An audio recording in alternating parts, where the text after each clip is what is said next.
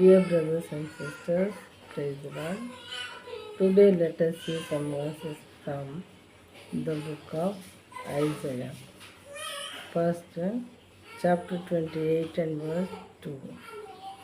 Behold, the Lord has one who is mighty and strong, like a storm of hail, a destroying tempest, like a storm of mighty overflowing waters.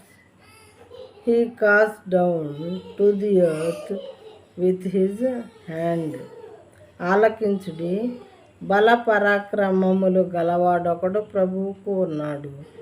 ప్రచండమైన వడగండ్లును, ప్రచండమైన జలముల ప్రవాహమును, ప్రచండమైన వరదయు కొట్టివేయునట్లు ఆయన తన బలము చేత పడద్రోయువాడు.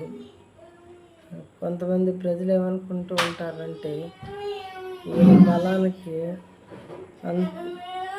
దేవునికి బలమే ఉంది, దేవుడు ఏం చేయగలడు అనుకుంటూ ఉంటారు. కానీ ఇక్కడ వాక్యం ఏం చెప్పుతున్నదంటే ప్రచండమైన వడగండ్ల లాంటి బలము, ప్రచండమైన జలప్రవాహం లాంటి బలము, ప్రచండమైన వరద కొట్టివేయినట్లు ఆయన తన బలము చేత పడదోయాలి అనుకున్నటువంటి వారిని పడదోయగలరు.